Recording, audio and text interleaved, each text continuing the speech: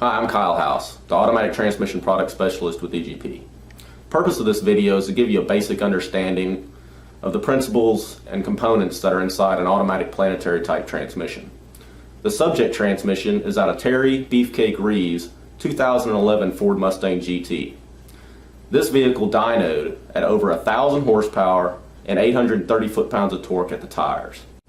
This last NMRA season, he made 90 plus successful wide open throttle quarter-mile runs on our prototype 6R80 Stage 2 frictions that Patrick Irvine from Dynex and myself co-developed. We're very pleased with the results, and I would like to share them with you.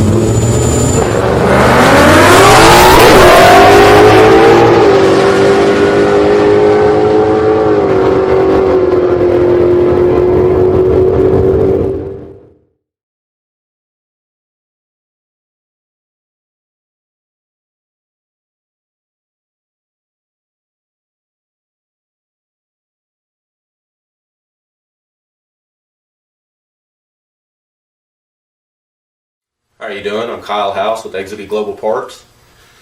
We're about to work on a 6R80 transmission out of 2011 Mustang. It has some of our prototype clutches in it. After we disassemble this transmission, we're going to show you some of the basic principles behind an automatic transmission and some of the components.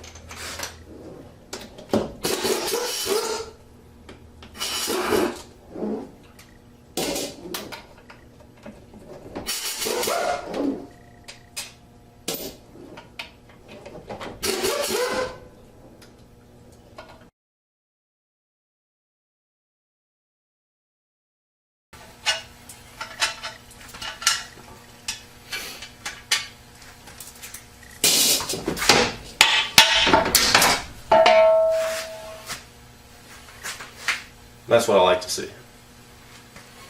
Close up.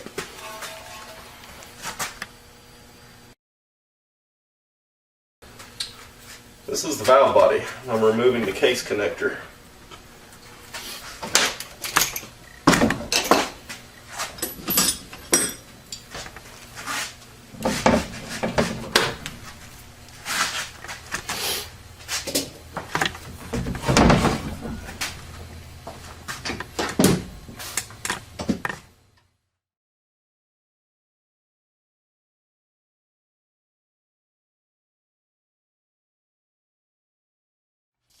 Here we have the B clutch, or the 3.5 reverse clutch, at 1,000 horsepower through an entire NMRA season.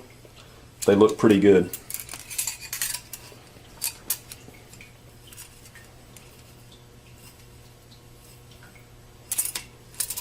And the steels are kind of dark. Why? These steels I had salt bath nitrided as a prototype steel to try out the process and performance application on this transmission.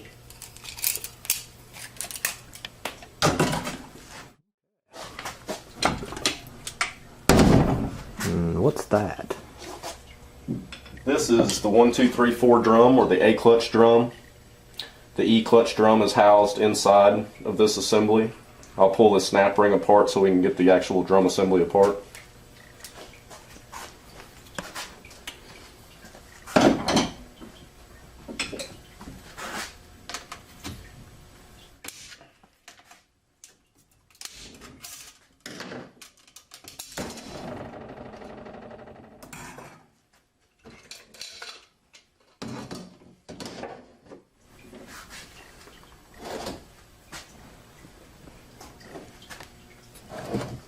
Here we have the 1, 2, 3, 4 clutches. Basically, Ford calls it their forward clutch. ZF calls it their A clutch.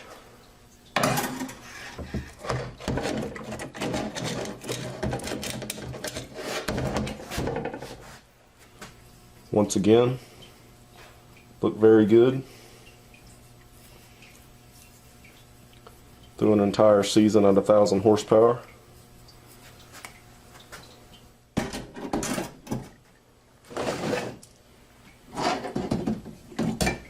This is the E-clutch drum.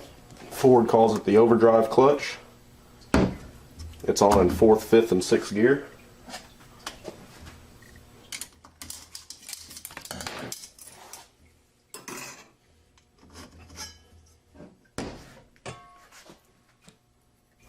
Again, look very good for the abuse that this transmission has seen over the season.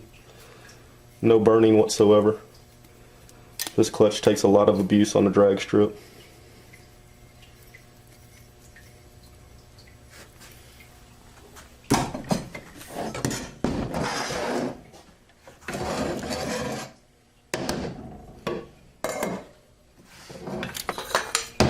Four, 5, 6 clutch hub. I wanted to make sure we didn't see any twisting of the splines. Looks very good. No play in the splines for the 4, 5, 6 hub. No stripping. This is where I had previously modified the direct drum for oil for a prototype bushing. No wear.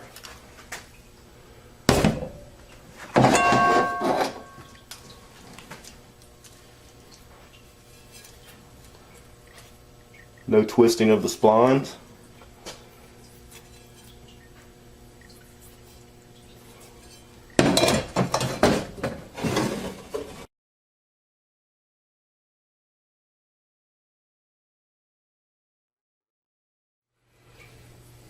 A little bit of hot spotting, not much.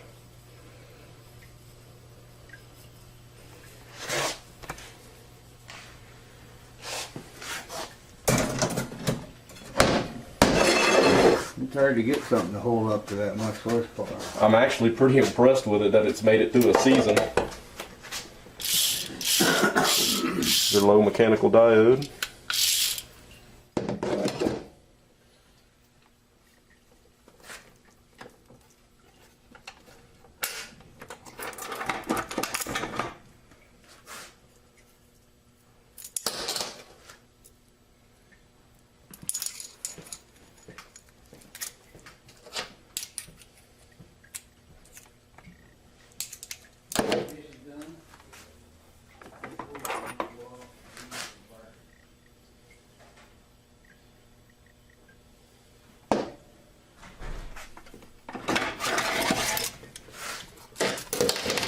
This is our low clutches.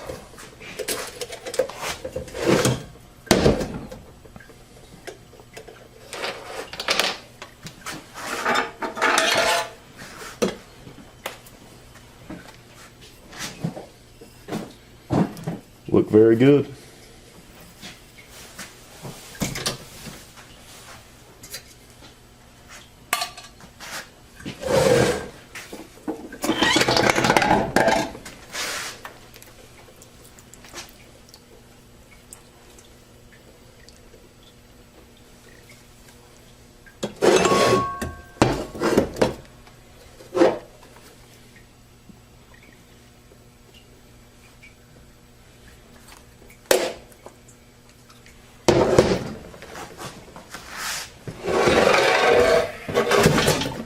That's it. That's a unit torn down.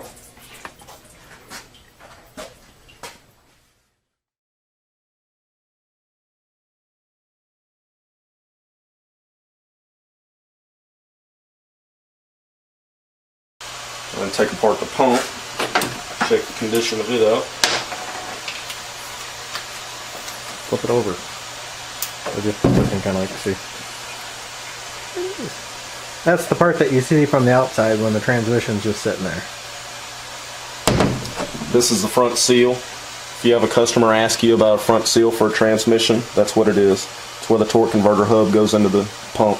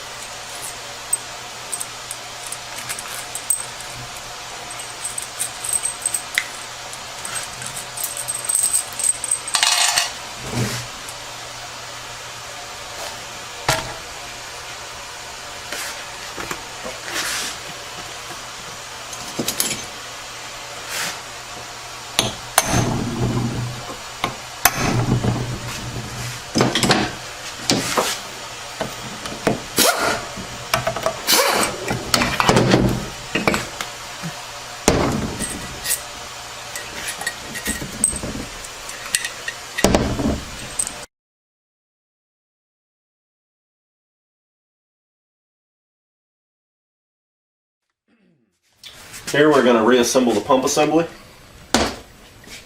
This is the pump body. Has the front seal. It seals against the converter hub. This particular transmission uses a roller bearing instead of a pump bushing for the converter hub. These are the pump gears. They're driven by the torque converter hub, which engages these lugs. This acts as the heart of the transmission and supplies the fluid for the unit. This is the pump stator. These splines go inside the converter, engage the stator inside the torque converter. This is a selective shim used to adjust end play. These are sealing rings. These are metal interlocking sealing rings. These come in the overhaul kits. This is to separate the fluid from exhausting past these ring lands and directs the fluid into this feed passage.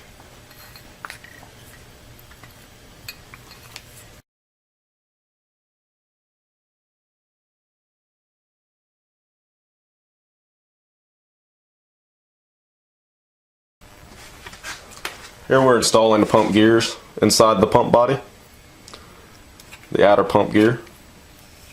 This is what is called a priming crescent to help the pump pick up prime. With the torque converter hub comes in and engages these drive lugs.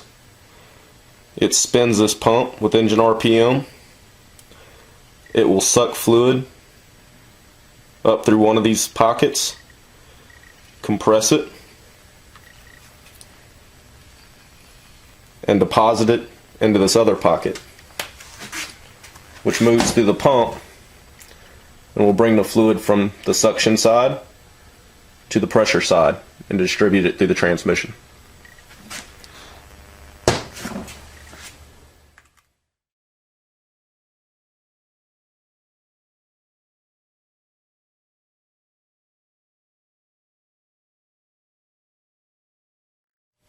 These are all the new sealing rings that come in your typical transmission overhaul kit. These sealing rings prevent fluid from leaking into passages where it's not supposed to be.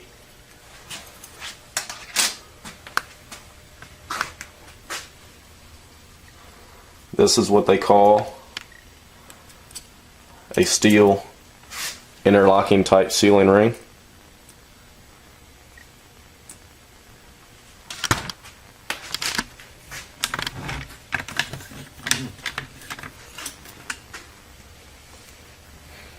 The new one that's in the overhaul kit.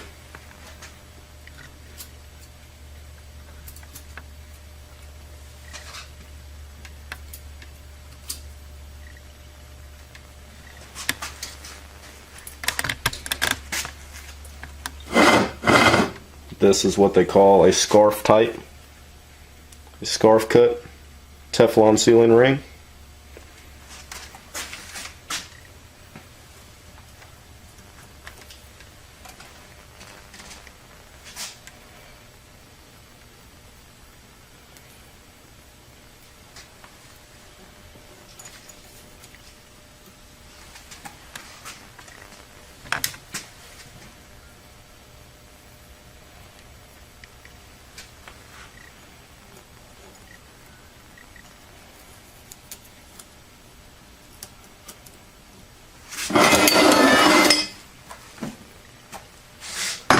These are also Teflon scarf cut type sealing rings.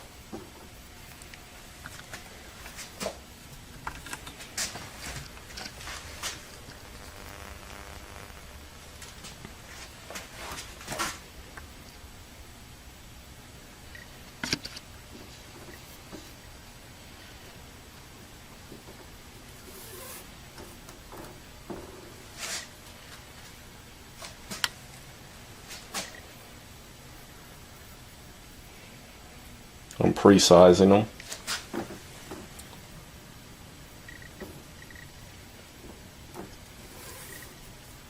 make it less likely to cut them during assembly.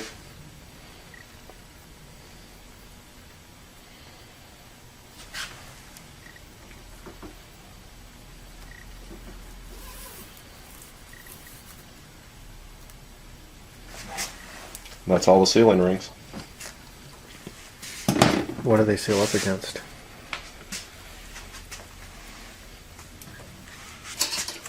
Sealing rings seal inside of bores, such as down in a stator. There are smooth lands that the sealing rings will seal up against.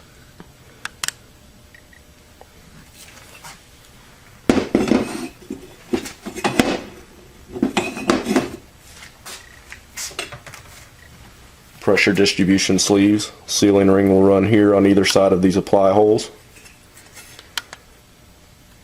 to keep the hydraulic fluid from leaking out from either side.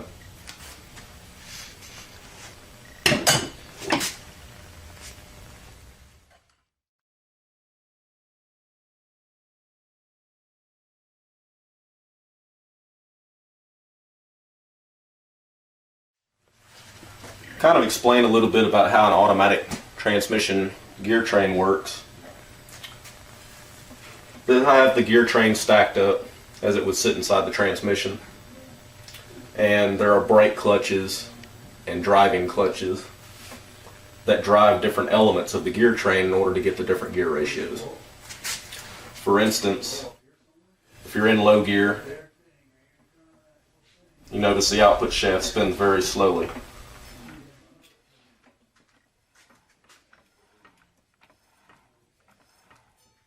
Now, whenever you go to change a gear ratio, it will hold another element.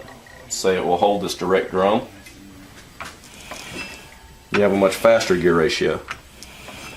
By holding different elements with different clutches, this is how it achieves different gear ratios through the planetary.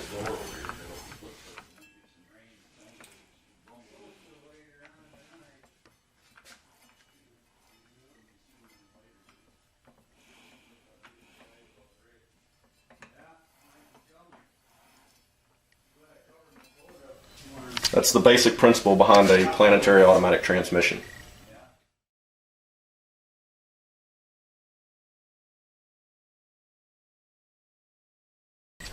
This is a compound planetary gear set, also known as a Ravenel gear set.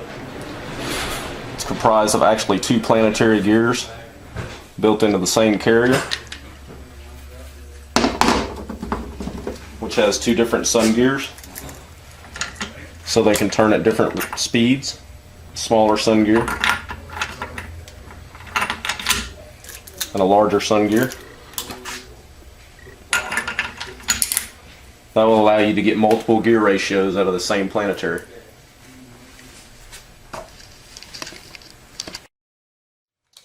In this drum, we have an example of what they call a simple planetary gear set, or a Simpson planetary gear. It has the sun gear inside of the planetary gears. It works exactly like it sounds. The planetary gears revolve around the sun gear.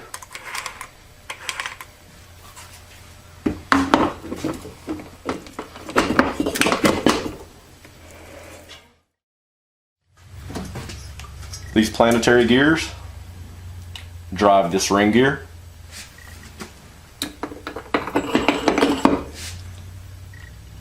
which is what provides another different gear ratio. Depending on what element is held, depends on what the gear ratio is.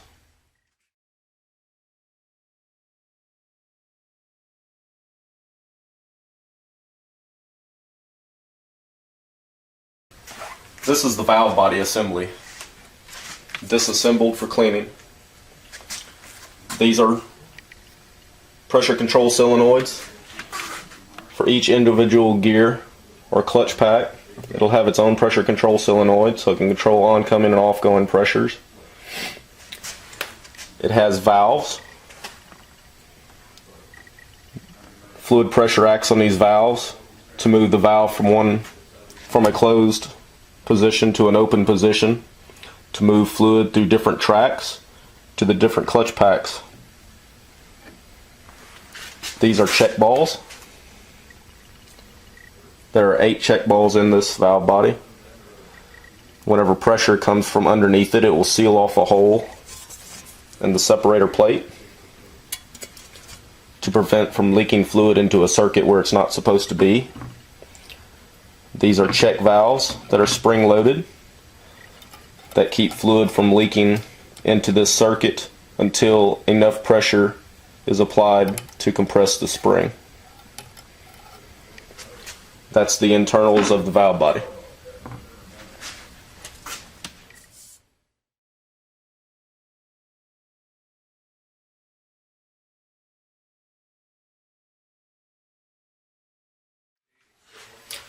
Here we're about to perform the final assembly on the transmission.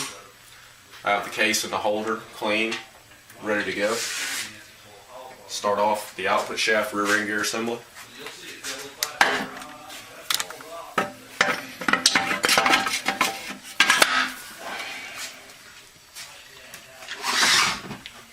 The output carrier.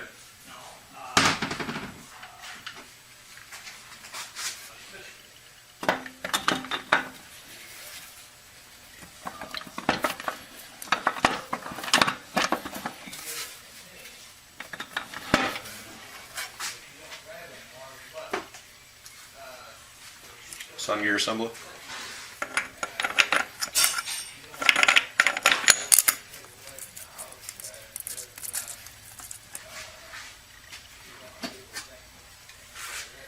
Low reverse clutch pack, or the D clutch.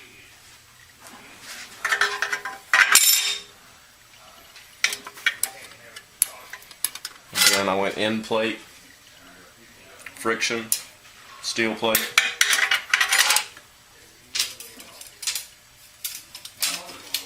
friction,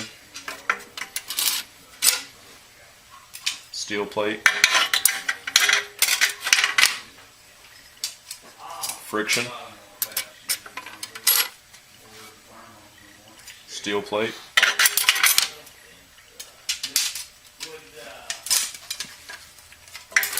friction, steel plate, friction, end up with a steel plate on top,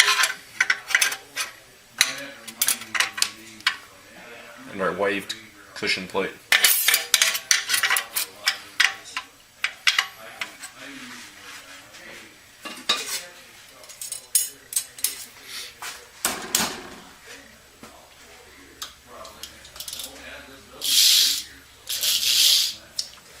We have our low diode, a diode or a roller clutch or a sprag is a race with an element that will only allow motion to turn one way. It locks the other way. It doesn't allow a unit to turn in reverse. So what fits on the outside of it? This is where it splines into the case. And then what about the moving part? This splines into the output carrier.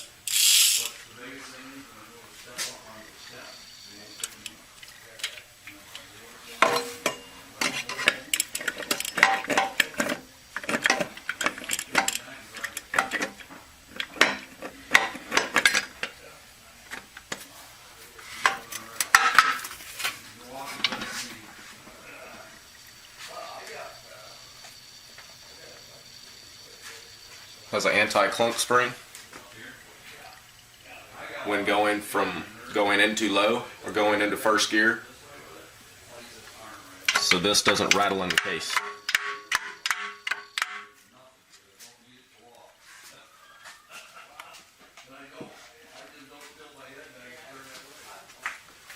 You can see it over there.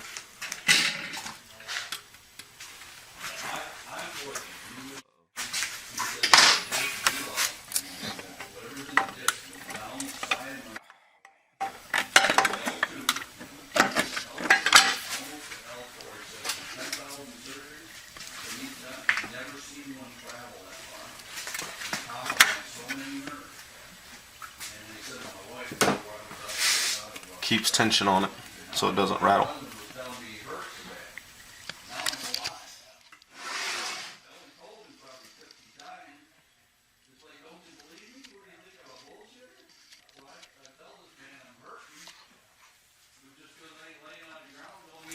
center support. And our 2/6 clutch assembly, or C clutch.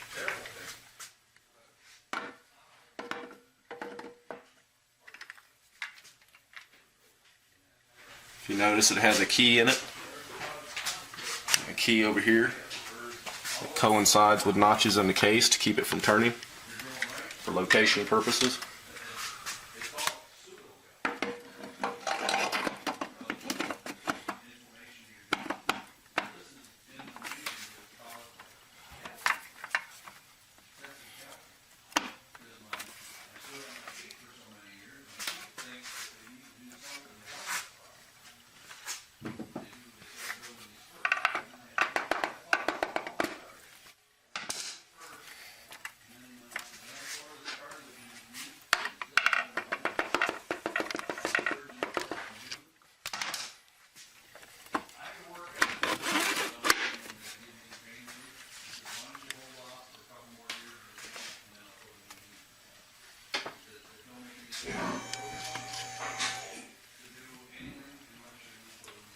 Big tapered snap ring assembly helps keep the center support seated into the case.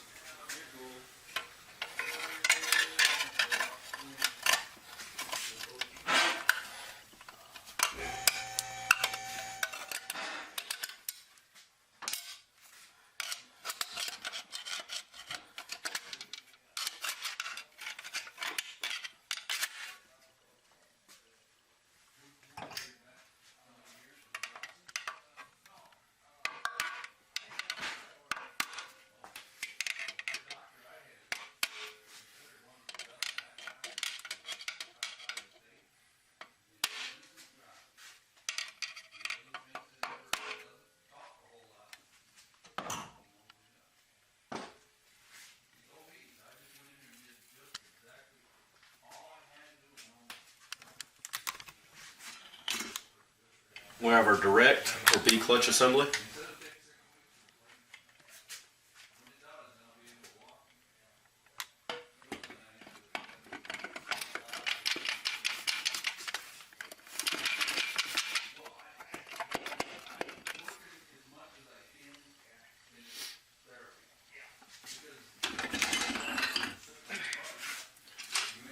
We have our front gear train and front clutch and shaft assembly.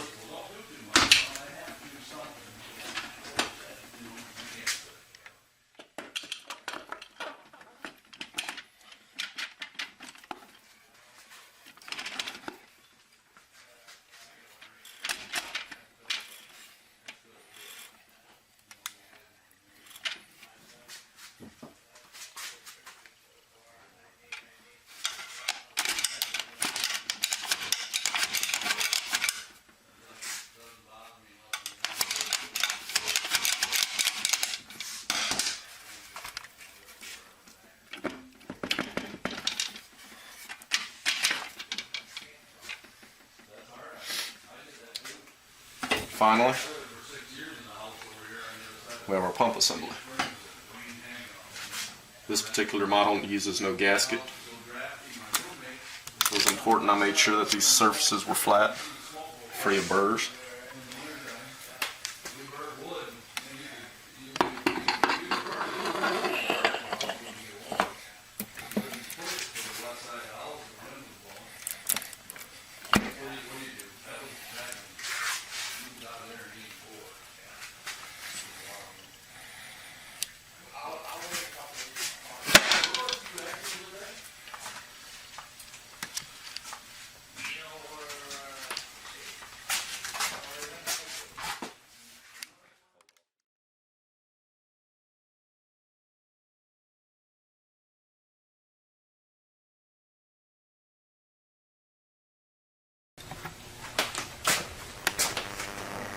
Now that we have the unit completely assembled, we're going to go back and re-air check all of the clutch packs and make sure that we don't have any leakage before we install the valve body or mechatronic assembly.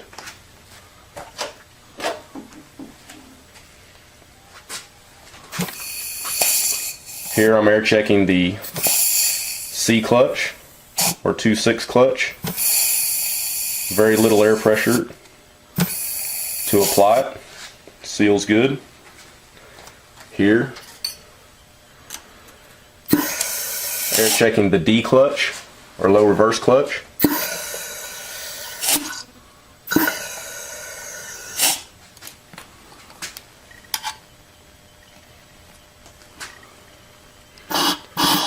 Here, we're air checking the B clutch or 3/5 reverse clutch.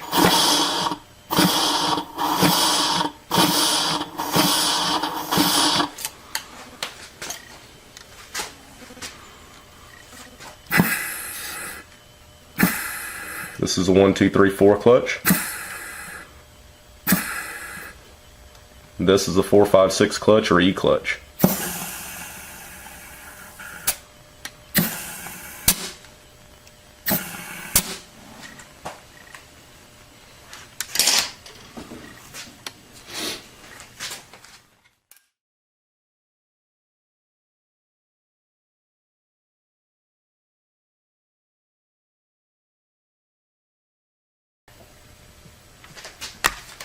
Going to install the yoke onto the output shaft. This is what transfers the power to the drive shaft. We're going to check park.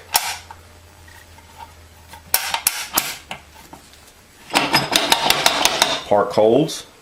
This actuator rod actually engages the parking gear.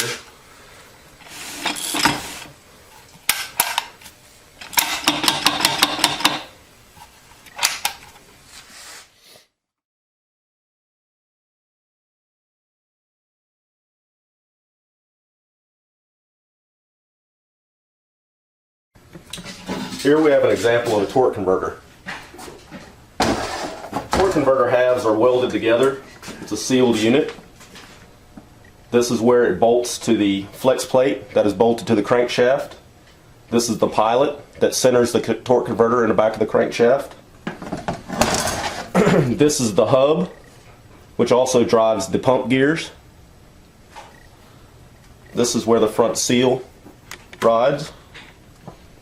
If we take it apart, this half of the converter with the pump drive hub is called the pump, or also called the impeller. This spins at engine RPM because it is welded to the back of the converter that is bolted to the flex plate. As it is spinning, the fluid is moved through these vanes centrifugally to the outside and forced into the blades of the turbine. Well, this is a type of fluid coupler. As this spins, moves the fluid into the turbine, it causes the turbine to spin, which is attached to the input shaft of the transmission. The difference in these two speeds, what the pump is turning and what the turbine is turning, is a converter efficiency, or what they would refer to as a stall speed. The angles of the blades will change the stall speed.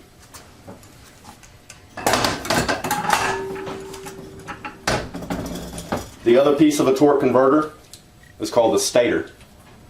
The stator's job is to redirect this fluid that is flowing through the turbine, change direction, and act as a force of torque multiplication on the pump itself. So it actually generates torque multiplication.